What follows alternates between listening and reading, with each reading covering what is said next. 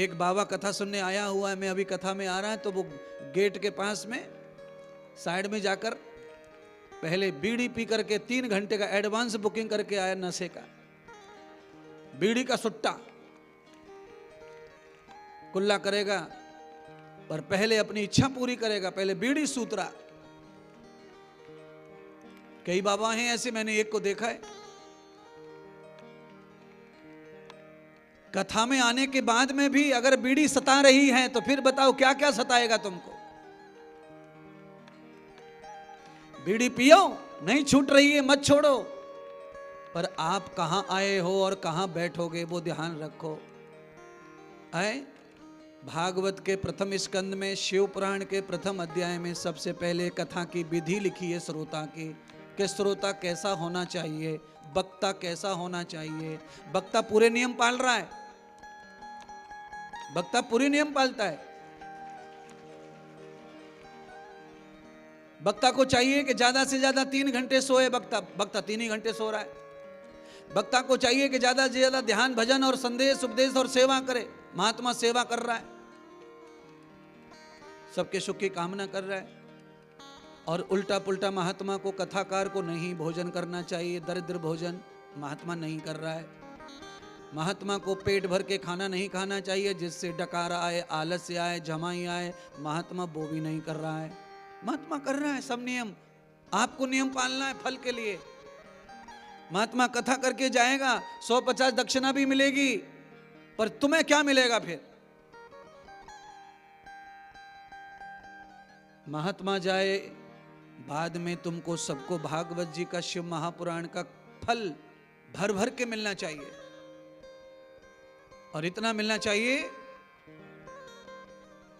कि हमसे भी कोई बड़ा हो भारत में महात्मा, उसको भी तुम लाओ, अपने गांव में कथा करवाओ, इतना फल आए तुम्हारे। और कथा बड़ी हो, और कथा बड़ी हो, और यज्ञ बड़े हो, तुम्हारे गांव में से रोग निकल जाए, व्याधि निकल जाए, सब ग्रह नक्षत्र सब शांत हो जाए, सब अलाए बलाए भूत प्रेत कुछ होते होंगे वो भी शांत हो जाए, ऐसा महायज्ञ तुम्हारे यहाँ हो, ऐसा फल तुम्हें प्राप्त हो, ऐसा यश तुम्हें प्राप्त हो कथा का।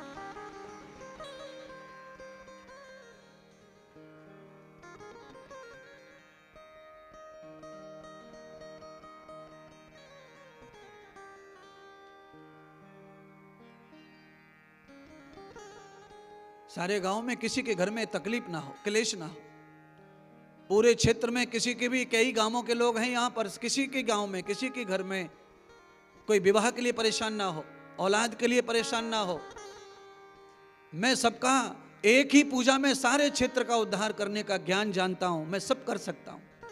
वेदों में सब दिया है भगवान ने कि कैसे भला हो सकता है समाज का, कैसे कल्याण हो सकता है, इनकी जरूरतें कैसे पूरी हो सकती हैं, सब वेदों में ज्ञान है।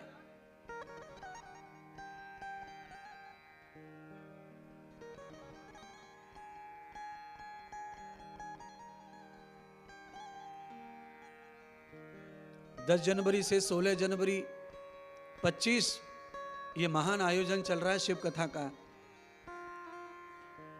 अब 10 जनवरी से 16 जनवरी, अगला साल 26 आएगा, 11 महीने के बाद। अब ये बता दो हाथ खड़ा करके कि अगली साल किस किस को कथा नहीं चाहिए। जिनको कथा नहीं सुननी अगली साल वो हाथ नीचे रखो,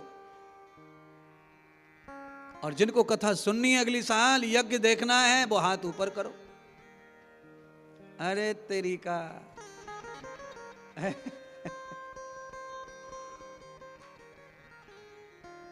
बोलो। मुख्य यजमान ने तो मोबाइल पे ध्यान दे रखा है, वो देख ही नहीं रहा हमारी तरफ। ओ मुख्य यजमान, अगली साल के मुख्य यजमान, मोबाइल में नहीं, हाथ ऊपर करो दोनों। हाथ नीचे कर रखे तुमने, तुम ही तो हो सब कुछ करता धरता। ये जो मूछे हैं इनका कुछ प्रभाव होना चाहिए। रेजर से खाली डिजाइन बना के कुछ नहीं होएगा। क्या कहा था हमने, उन्हें पता नहीं है, मोबाइल में बिजी थे। मैंने कहा 2026 को 10 जनवरी से कथा होनी है कि नहीं होनी है? होनी है, हाथ खड़ा करो। हाँ, एक बार और करो सब लोग। बस बस बस बस, सब हो गया हो गया। है? मैंने योजना बना रखी है, कथा इससे भी बड़ी होगी। और मैं चाहता हूं कि जड़ी बूटियों का 108 यज्ञ ऐसा होना चाहिए मेरे हाथों से कि पूरा वारा का न्यारा हो जाए क्षेत्र का।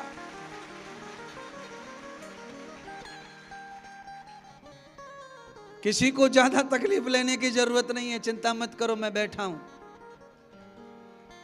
हंसते हंसते सबका कार्य कर देंगे। क्यों?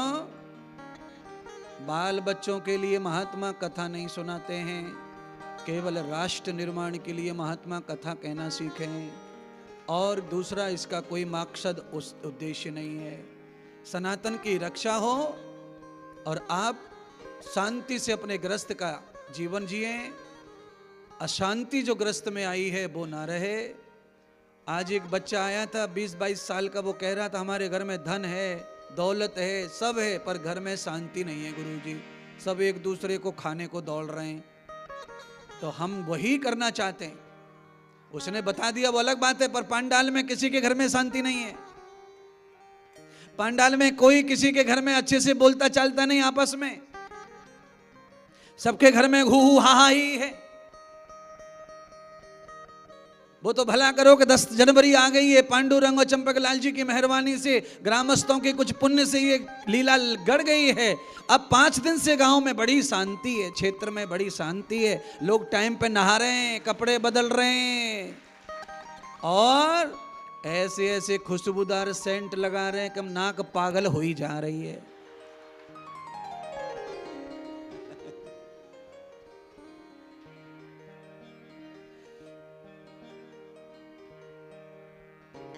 हमारे लिए भी लाके रखा हुआ है टेबल पे सेंट,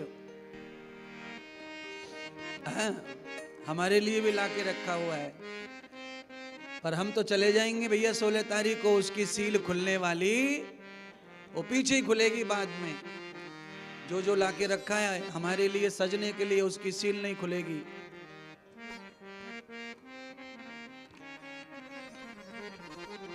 क्योंकि कुछ चीजों से मुझे वर्जित रहना पड़ता है और आवश्यकता भी नहीं पड़ती है। आप सजो सबरो सजाओ, खुशबू छोड़ो, पर सेंट की जो खुशबू है वो थोड़े घंटों में समाप्त हो जाती है। अच्छे कर्मों की जो खुशबू है, हम रहे न रहे पर खुशबू कभी नहीं मिटती है। क्यों नहीं मिटती है? क्योंकि पहले से अनेक महापुरुषों की खुशबू आज तक फैल रही है। आज तो भगवान श्री सूत जी ने सौनक ऋषि को कहा, चंद्र देवता घायल पड़े बिस्तर में, उनके श्राप को शरीर नष्ट होगा नहीं, पीड़ा पूरी है। सारे देवता इकट्ठे होकर चंद्र देवता के पास आकर चंद्र देवता का दुख बांटना चाहते हैं। चंद्र देवता तो अच्छे ही थे, सारे देवता इकट्ठे हो गए चंद्र देवता के सुख के लिए, पर चंद्र देवता को सुख मिलेगा नहीं। बीमार आदमी के पास में कितने भी रिश्तेदार आ जाएं, कुशल मंगल पूछे, पर बीमारी तो जाएगी नहीं बिना डॉक्टर दवा के। पर हाँ, बीमार आदमी को जब मिलने वाले आते हैं तो बीमार आदमी को जीने की तमन्ना जग जाती है, उसकी ताकत बढ़ जाती है, तो उसे ठीक होने में देर कम लगती है, वो जल्दी ठीक होता है, हौसला बढ़ता है उसका। इसलिए बंधुओं, दुख में जरूर जाया करो मिलने जुलने।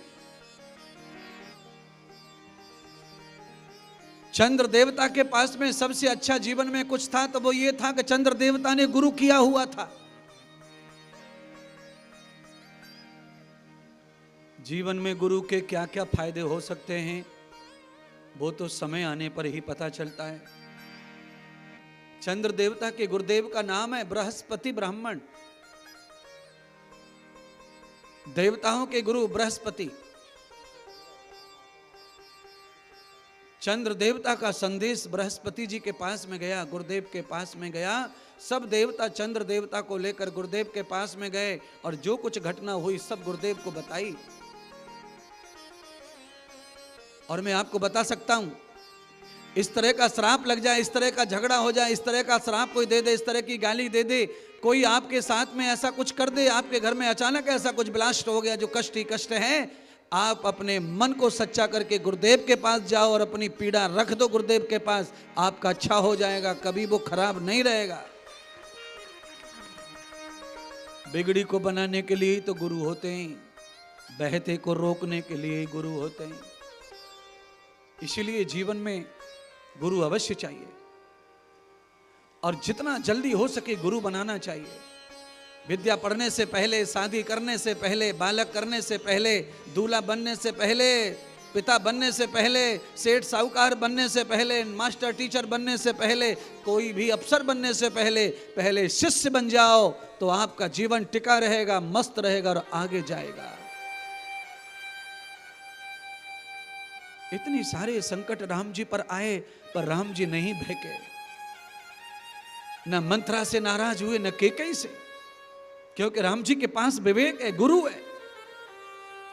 जब आदमी के पास में कोई अच्छा गुरु प्राप्त हो जाता है तो वो भयकता नहीं है, भ्रम में नहीं पड़ता है और वो किसी का दुश्मन नहीं बनता है।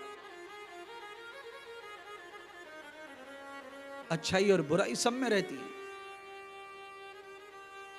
कोई मुझे 25 गाली की जगह 50,000 गाली दे, गाली देने वाला अच्छा है और सुनने वाला बुरा है, ऐसा नहीं है। जिसको गाली पड़ रही है उसमें भी अच्छाइयां हैं और जो गाली दे रहा है उसमें भी बुराइयां हैं, क्योंकि वो तो दिख ही रही हैं, उसके मुंह से जो निकल रहा है। टंकी में पानी जैसा होता है वैसा नल से निकलता है, खारा होगा खारा, काई लगा होगा काई लगा, मैला कुचला होगा मैला कुचला, रेत मिट्टी का होगा रेत मिट्टी का, जैसा भरते हैं वैसा पानी आता है। तो किसमें अच्छाई है किसमें बुराई है, वो उसकी वाणी से, उसके नेत्रों से, उसकी चाल से, ढाल से, बैठक से, उठक से, खाने से, पीने से अपने आप बाहर आती है। बताने की जरूरत नहीं पड़ती है कौन अच्छा कौन बुरा। कुछ लोगों को ऐसा लगता है कि हम इसकी बुराई करेंगे, इसका ये करेंगे तो हम महान हो जाएंगे। ना, महान आदमी अपने कर्मों से होता है, किसी की बुराई करने से नहीं होता, किसी को नीचा दिखाने से नहीं होता है। आपकी बुद्धि का नाश हो रहा है, आपके विचारों का नाश हो रहा है जब आप किसी की बुराई करते हो, आप किसी का नीचा दिखाने की योजना बनाते हो, तो समझ लो आपका ब्रेन जा रहा है, आपकी अच्छाइयां जा रही हैं, आपका नष्ट हो रहा है।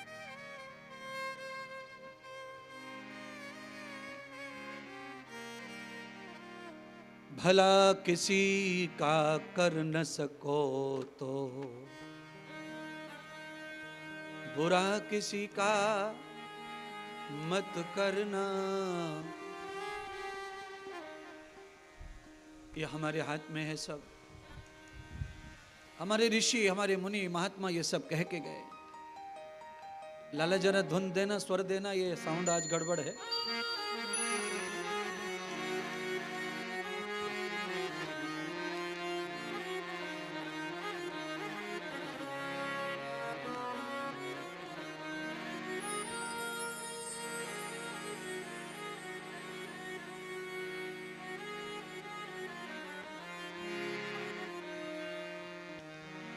आप सब लोग समझ चुके हैं गाना क्या है, इसीलिए मैंने कह दिया थोड़ा धुन दे दो भैया, सबके कान में जाएगी, समझ जाएंगे क्या कहना चाहते हैं महात्मा।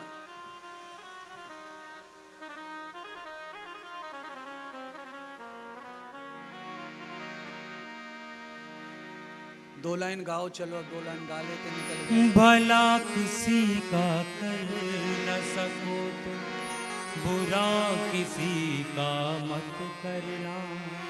पुष्प नहीं बन सकते हो तो कांटे बन कर मत रहना। पुष्प नहीं बन सकते हो तो कांटे बन कर मत रहना। पुष्प नहीं बन सकते हो तो कांटे बन कर मत रहना।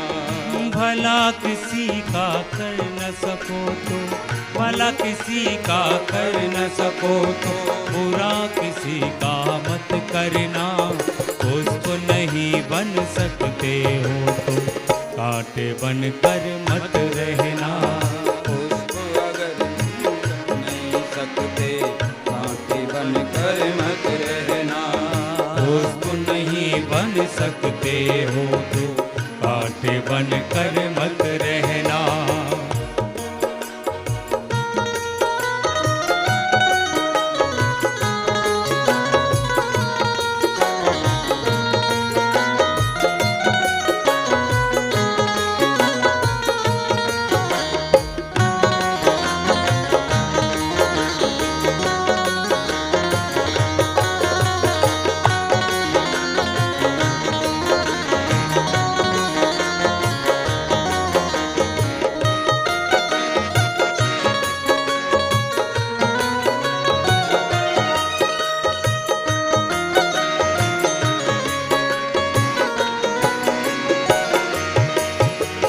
बन न सको भगवान अगर तुम कम से कम इंसान बनो, अरे नहीं कभी से।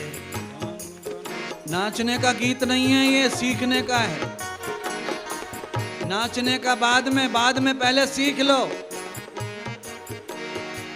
बन न सको भगवान अगर कम से कम इंसान बनो, नहीं कभी शैतान बनो तुम, नहीं कभी हैवान बनो, नहीं कभी शैतान बनो, नहीं कभी हैवान बनो।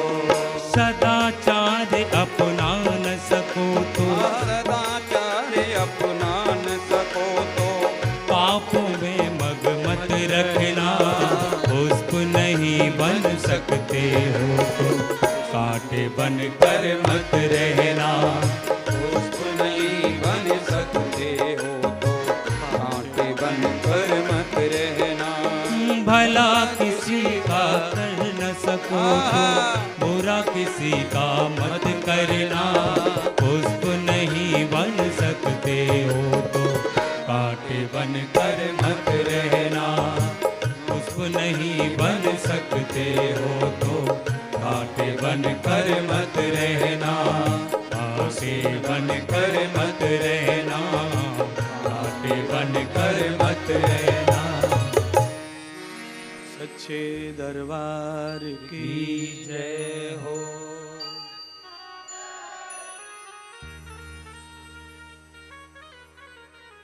जीवन में गुरुदेव की महिमा क्या है? वह चंद्र देवता की इस विपत्ति से सीख लो। चंद्रदेव को श्राप लग गया, देवताओं ने मदद की।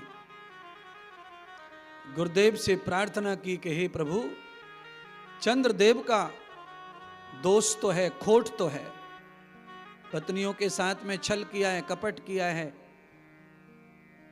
इसीलिए उनके पिता ने अपनी पुत्रियों का सुख बचाने के लिए चंद्रदेव को श्राप दे दिया। और चंद्रदेव को मौका भी दिया था सुधरने का, पर चंद्रदेव नहीं सुधरे। इस कारण चंद्रदेव रोने लगे गुरुदेव के चरणों में। बृहस्पति जी कहने लगे, हे चंद्रदेव, तुमने अपराध किया है, इस अपराध का दंड तुम्हें भोगना पड़ेगा। उस श्राप से मुक्त होना कठिन है। दक्ष प्रजापति महातपस्वी है, उनका श्राप काटने के मंत्र किसी के पास नहीं है। पर एक ही उपाय इस समय तुम्हारे पास में है कि जाओ, इस समय ये चंद्रलोक स्वर्गलोक छोड़ो, सुख सुविधाएं छोड़ो, और जाकर के किसी सागर के तट पर भगवान शिव का ध्यान करो। चंद्र देवता ने अपने गुरुदेव की आज्ञा का पालन करते हुए उस दुखी शरीर से, बीमार शरीर से स्वर्ग लोक छोड़ दिया। सौराष्ट्र की पावन धरती पर समुद्र के तट पर आकर चंद्र देवता भगवान शिव जी का ध्यान करने लगे और प्रणव अक्षर का जाप करने लगे।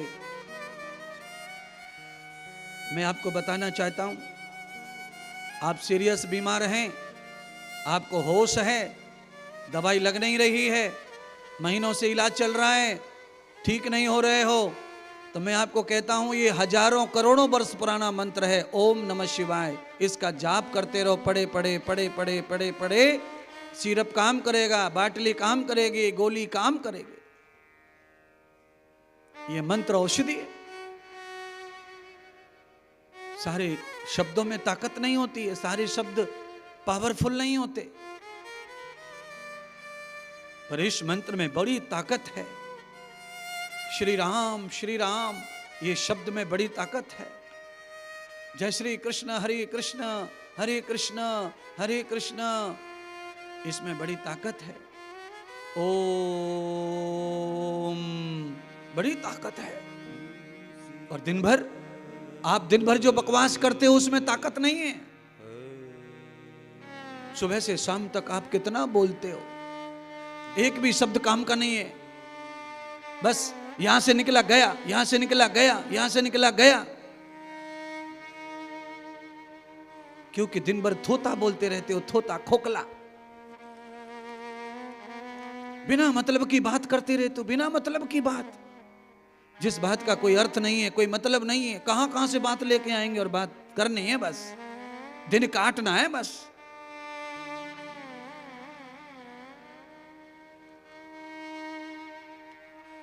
गाड़ोदे का विठल मंदिर के अगल बगल में एक आध दो दुकान है, बड़े बूढ़े वहां बैठते मैं रोज देखता हूं।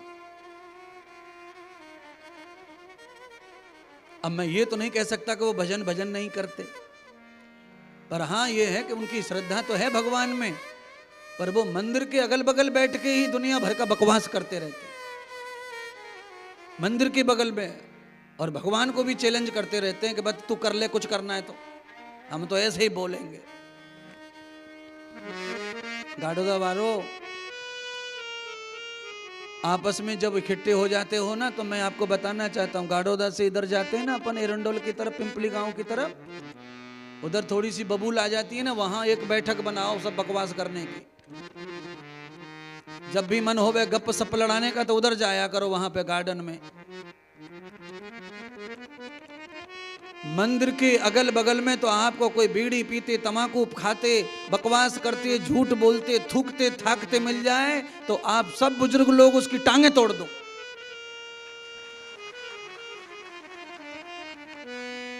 कानून कभी तो बनाना ही पड़ेगा। आप और गिरेंगे और गिरेंगे और गिरेंगे तो आपका मंदिर नहीं बचेगा, पूजा नहीं बचेगी, आप नहीं बचेंगे। अगले 15 साल में आपका बुरा हाल होने वाला है, इसीलिए अभी से टांगों पे तोड़ने पे आओगे तब बचेंगे। सब ढीला छोड़ देते हैं। मंदिर के ओटे पर बैठ के ही कोई पिचकारी मारता रहता है।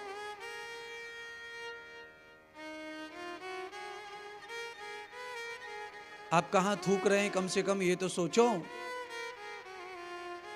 आप कहां धुआं उड़ा रहे हैं ये तो सोचो। ये बीड़ी का धुआं हवा के साथ में विठ्ठल मंदिर में अंदर भी घुसेगा, और भगवान कहां जाएंगे भाग के? वो तो चुपका के बिठाए तो मैंने ठोक दिए आरसीसी में। मुझे धुआं लगे तो मैं यूं भी कर सकता हूं, वो तो कर भी ना सकते। इसलिए मुझे बड़ी पीड़ा होती है ऐसी चीजों को देख करके। इसीलिए मैं कहता हूं या तो मंदिर मत बनाओ, और मंदिर बनाना है तो एकदम जागृत देवता समझकर उसकी रक्षा करनी चाहिए। मैंने मंदिर अभी तक नहीं बनाए, बनाना चाहूं तो कभी भव्य दिव्य बना सकता हूं। नहीं बनाया क्यों? क्योंकि मैं तो हर समय मंदिर पे बैठा नहीं रहूंगा, मुझे तो काम करना ही पड़ेगा। पर पीछे से मंदिर के इर्द गिर्द जो होने वाला है वो मुझे पहले से ही दिखता है। क्या होगा वहां, कैसा होगा वहां, और आप सब जानते हो। आप बड़े बड़े मंदिरों में, बड़े बड़े तीर्थों में दर्शन को जाते हो, मंदिर के बाहर देखो कैसी कैसी दुकानें, काय काय की दुकानें, कैसे कैसे लोग, कैसा कैसा क्या सब चलता रहता है।